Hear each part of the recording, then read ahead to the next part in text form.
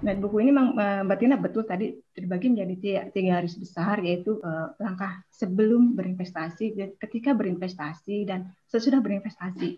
Berikutnya yang sebelum dilakukan juga, Mbak Joyce juga ngasih tahu di situ apa perbedaan investor sama trader. Kalau mau investasi di saham, di buku itu dijelaskan maka harus yang idle cash. Sehari ARA, 2 hari ARA, 5 hari ARB. Gue kayaknya mau cut loss nih 5%, tapi kayaknya gue nggak, kayaknya masih bisa naik lagi deh nih misalnya gitu, atau 3% masih bisa naik lagi. Itu tadi saya bilang, karena emosi selalu bisa ngalahin knowledge. Kelemahan teman-teman baru yang berinvestasi baru masuk pasar modal adalah selain takut melakukan cut loss, juga takut melakukan take profit.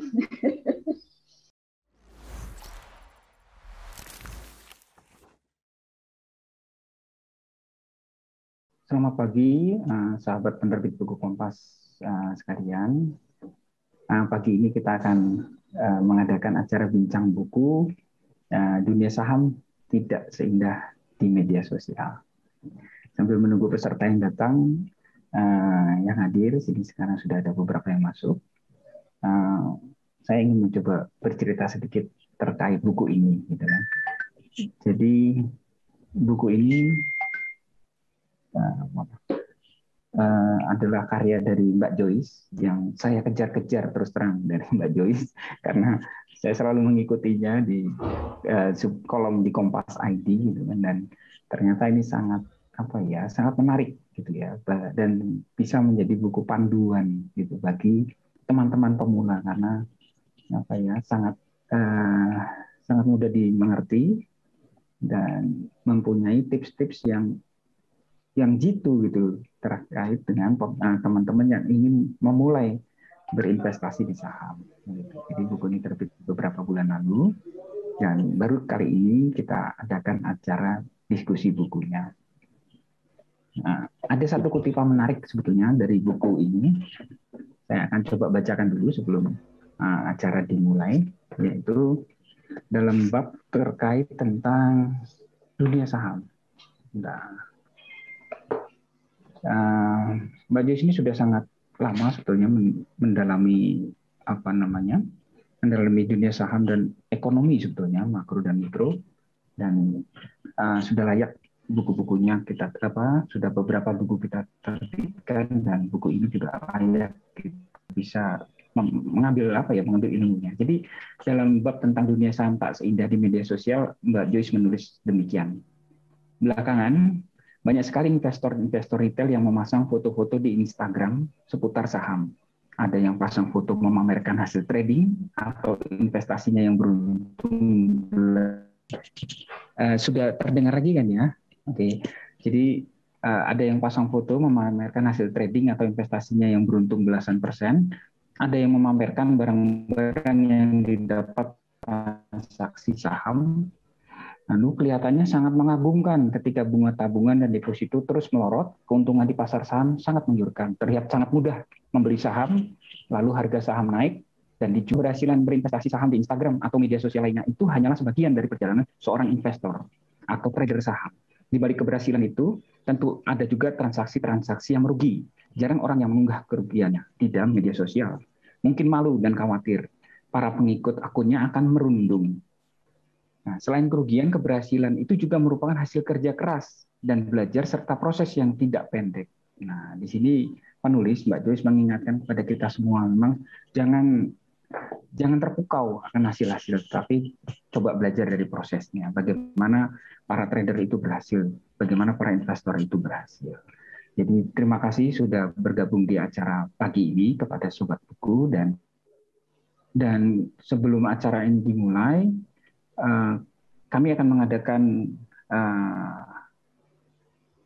mengadakan polling dulu, dan mohon bantuan Mas Denal dari TI Kompas untuk dapat memunculkan polling. Jadi ada 2 pertanyaan di sini.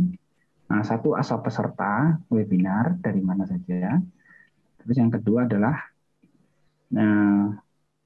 apakah sudah bermain saham saat ini, sudah berinvestasi di saham saat ini.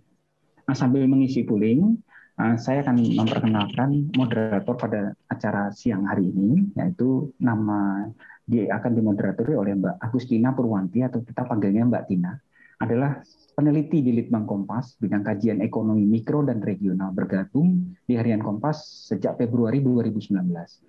Mbak Tina adalah lulusan dari Ilmu Ekonomi FEB Universitas Kristen Satya Wacana Salatiga. Lalu terlibat dalam beberapa proyek penelitian UMKM bersama Center for Micro and Small Enterprise Dynamics Fakultas FEB UKSW yang bekerja sama dengan Bank Indonesia, lalu juga melakukan survei kuantitatif pra-pemilu, legislatif dan pemilu presiden, dan juga melakukan beberapa survei. Pengalaman konferensinya juga pernah mengikuti presentasi dalam The Second Munawwarman International Conference on Economic dan Business di Samarinda tahun 2019. Baik, sambil kita menunggu hasil poolingnya, ya ini kelihatannya sudah terisi semua. Silahkan ditampilkan Mas Deno hasil pooling peserta kita hari ini. Ya, di sini kita bisa menyampaikan bahwa peserta yang hadir pada pagi hari ini ada 12% dari Banten, DKI Jakarta 28%, Jawa Barat ada 16%, Jawa Tengah ada 23%, ini pasti teman-temannya Mbak Tina. Dari Yogyakarta 2%, Jawa Timur ada 7%, luar Pulau Jawa ada 12%. Nah, lalu menarik di sini, yang sudah berinvestasi ternyata sudah banyak di sini dari peserta yang hadir pada pagi hari ini. Jadi ada 47% sudah berinvestasi, dan yang akan berinvestasi yang sudah tertarik ini ada 16%. Nah, silakan memberikan pertanyaan di acara ini kepada Mbak Joyce dan Mas Andoko ya. Lalu yang belum berinvestasi ada 37%. Jadi gambarannya sebetulnya cukup baik sekali karena hampir 50% sudah berinvestasi di dunia saham. Demikian, tidak berpanjang waktu, saya serahkan kepada Mbak Tina untuk memandu acara ini, memoderator diskusi. Mungkin bukan diskusi ya, bincang buku gitu ya. Jadi teman-teman bisa menanyakan langsung kepada Mbak Joyce dan juga kepada Mas Andoko. Silakan Mbak Tina, waktu dan tempat kami persilakan. Baik. Terima kasih Mas Patris untuk waktu yang diberikan. Maaf sebelumnya, apakah suara saya terdengar? Terdengar, Mbak Tina. Oke, terima kasih Pak Andoko. Ya, terima kasih Mas Patris untuk waktunya. Selamat siang Bapak Ibu, rekan-rekan Sobat Kompas yang sudah bergabung pada pagi hari ini. Semoga semuanya dalam keadaan sehat. Sebelumnya saya mengucapkan terima kasih untuk Sobat Buku Kompas yang sudah menyempatkan waktunya meskipun masih dalam situasi pandemi, tapi tetap semangat untuk menimba ilmu, mengikuti diskusi bincang buku pada pagi hari ini. Topiknya yang sangat hangat diperbincangkan akhir-akhir ini. Sebelumnya perkenalkan saya Tina, peneliti dari Litbang Kompas yang akan memandu acara kita pagi hari ini sampai siang nanti, kurang lebih dalam waktu 2 jam ke depan. Nah, bersama kita sudah ada 2 panelis kita. Maaf sebelumnya. Mohon maaf sebelumnya ada kendala. Bersama kita sudah ada 2 panelis kita atau 2 narasumber yang akan mengisi diskusi kita, bincang buku kita pada hari ini. Yang pertama ada penulis buku kita, Mbak Joyce Taurisanti. Halo, apa kabar Mbak Joyce? Apa kabar Mbak Tina, teman-teman semua? Selamat pagi semuanya, sehat-sehat ya semuanya ya. Amin. Mbak Joyce juga sehat ya? Amin. Sehat. Amin. Oke, kemudian ada juga Bapak Muhammad Andoko. Halo Pak, sehat Pak Andoko?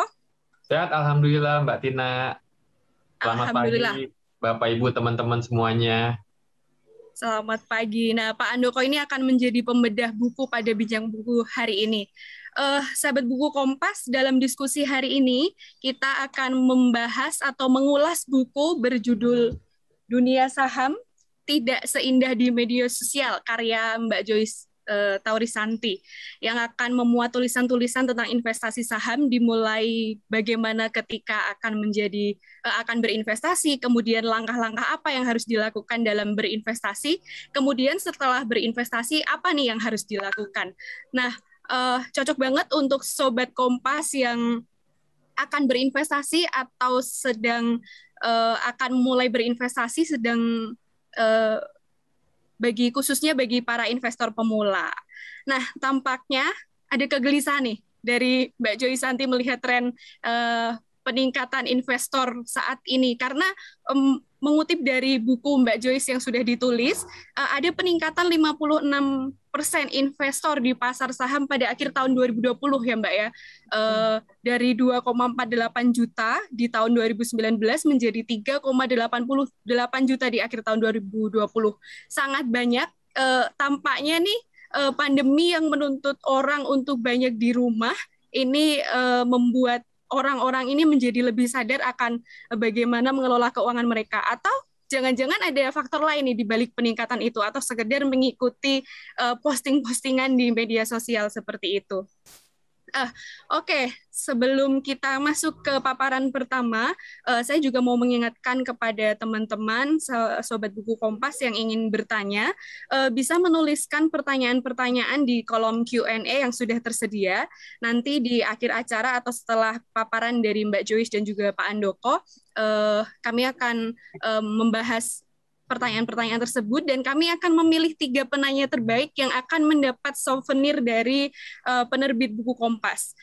Selain pertanyaan yang akan kami bacakan dari Q&A yang sudah masuk, kami juga membuka kesempatan untuk Sobat Buku yang ingin bertanya secara live.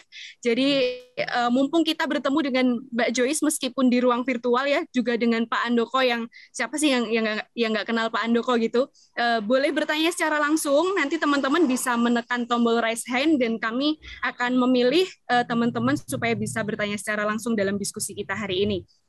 Tanpa berlama-lama lagi, kita akan segera mendengar paparan pertama dari penulis buku kita, Mbak Joyce. Tapi sebelumnya perkenankan saya untuk membacakan profil singkat dari Mbak Joyce. Mbak Joyce ini lahir di Bekasi pada 28 Mei tahun 1973. Beliau menempuh pendidikan di sastra Cina, Fakultas Ilmu Budaya, Universitas Indonesia Jakarta. Kemudian beliau melanjutkan pendidikan Financial Journalism di Institut International Journalism Berlin di Jerman. Nah, saat ini Mbak Joyce bergabung di Harian Kompas. Beliau bergabung sejak Juni tahun 1999. Selama bekerja di Kompas, Mbak Joyce pernah bertugas di Desk Ekonomi, meliput bursa saham, kemudian menulis tentang investasi, pasar modal, dan juga tentang asuransi. Kemudian Mbak Joyce juga pernah ditugaskan di Desk Komunitas, menulis kolom investasi di Kompas ID, dan baru dari Juni tahun ini, Mbak Joyce kembali bergabung di Desk Ekonomi dengan banyak tulisan-tulisan yang teman-teman bisa dapatkan baik di koran Kompas maupun di Kompas ID. Nah, selain itu, Mbak Joyce juga pernah mengikuti pendidikan di berbagai pelatihan pasar modal, juga perencanaan keuangan, dan kini memegang sertifikat perencana keuangan profesional, Certified Financial Planner, atau CFP, dan Qualified Wealth Planner. Luar biasa sekali nih Mbak Joyce ini. Selain aktif menulis berita di Kompas, Harian Kompas maupun Kompas ID, Mbak Joyce ini juga menulis beberapa buku. Selain buku yang akan kita bahas pada hari ini, ada sekitar 4 buku yang sudah ditulis oleh Mbak Joyce. Di tahun 2015, Mbak Joyce pernah menulis buku berjudul Selami Asuransi Demi Proteksi Diri. Kemudian dari Bulak Sumur untuk Indonesia pada tahun 2016. Di tahun yang sama, Mbak Joyce juga menulis Perubahan Tiada Henti, 25 tahun perjalanan Toyota. Kemudian yang terakhir, sebelum buku yang akan kita bahas hari ini, ada buku berjudul Manage Your Cash Flow, Manage Your Life yang terbit pada tahun 2019. Mantap ini Mbak Joyce ini. Selain bekerja di Kompas dan aktivitas di Kompas, Mbak Joyce ini juga mengikuti aktivitas lainnya, aktivitas sosial lainnya, seperti menjadi trainer literasi keuangan untuk UMKM di Jakarta, Bali, dan Yogyakarta. Kemudian juga bergabung dalam kelas inspirasi, mengajar anak-anak sekolah dasar tentang bagaimana, tentang bermacam-macam profesi. Kemudian Mbak Joyce juga aktif menjadi pengisi acara di Kabar Bursa di Radio Sonora. Sekilas tentang profil singkat dari Mbak Joyce. Sepertinya setelah kita mendengar bersama-sama profil dari Mbak Joyce, Sobat Kompas makin tidak sabar ini untuk mendengar paparan menarik pastinya dari Mbak Joyce. Langsung saja Mbak Joyce, waktu kami persilahkan. Ya, makasih Mbak Tina. Selamat pagi lagi teman-teman semuanya. Saya hari ini kita bincang-bincang saja ya. Jadi saya memang tidak mempersiapkan PPT, tidak mempersiapkan bahan-bahan. Jadi saya mau urut aja. Betul Mbak Tina tadi, Mbak Tina bilang ada peningkatan jumlah investor di Bursa Efek Indonesia, dan itu lebih dahsyat lagi Mbak Tina. Kita update lagi ya. Oke, siap Itu Mbak. kan Kita tadi dengar per update-nya. akhir tahun. Betul. Nah, per 31 Agustus lalu, ini udah ada data terbaru yang keluar dari Kesei. Itu investor pasar modal itu jumlahnya berapa Mbak? 6,1 juta. Mantap. Udah 2 kali lipat dari akhir tahun 2020. Betul, naik 2,6 juta nih.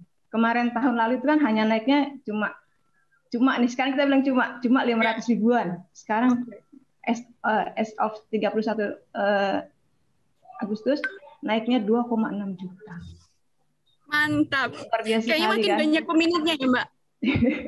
Betul, kayaknya beberapa di antaranya ada di antara teman-teman yang bergabung hari ini. Pasti. Oke. Nah, itu merupakan sebuah pencapaian yang baik sekali Mbak Tina. Memang ketika pandemi ini banyak orang yang jadi sadar investasi.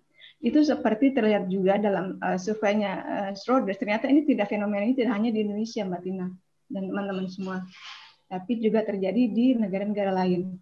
Saya mendapat survei dari Schroders, itu sebuah manajer investasi dari Inggris, dan mereka survei di 32 negara. Intinya sama Mbak Tina, bahwa ada ketika masa pandemi ini ada kesadaran untuk berinvestasi dari orang-orang, dari teman-teman. Itu di 32 negara, nggak cuma di Indonesia. Oke, ternyata menyeluruh ya Mbak ya? Menyeluruh, betul. Karena ketika pandemi ini kan ketidakpastian, misalnya pekerjaan ya, perusahaan itu salesnya turun, ada yang gajinya dikurangi, fasilitas dikurangi, bahkan juga ada mungkin beberapa yang melakukan pengusahaan hubungan kerja. Nah, jadi orang tuh mikir nih, aduh ini udah penghasilan berkurang atau bahkan tidak ada sama sekali, bagaimana mencari penghasilan baru, bagaimana mencari sumber penghasilan lainnya selain dari bekerja. Nah, di antara adalah berinvestasi. Kayaknya semua nih sisi bagus dari pandemi. Jadi muncul kesadaran. Betul, kan banyak juga salah satu sisi positif. Banyak perusahaan yang tutup, pegawainya suruh di rumah. Kalau kita di Jakarta nih, kita kan tinggalnya di Jabodetabek. Kalau saya dari rumah ke kantor itu mungkin memerlukan waktu 1 jam.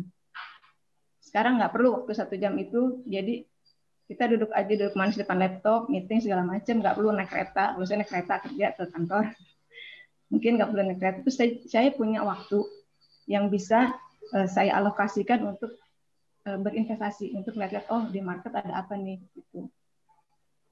Nah, itu kan sisi baiknya Mbak Tina, seperti Mbak Tina bilang tadi, ada kegelisahan. Jadi saya di Kompas ID itu setiap hari Senin menulis tips-tips pendek. Jadi teman-teman yang belum langganan Kompas ID, langganan deh. Oke. Saya setiap hari Senin nulis di situ di Kompas ID soal investasi.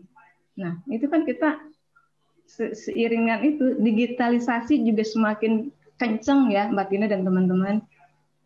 Paparan-paparan yang namanya media sosial itu sangat udah nggak tak henti-hentinya, termasuk soal pasar modal, soal investasi ini. Itu seperti Mbak Tina bilang tadi.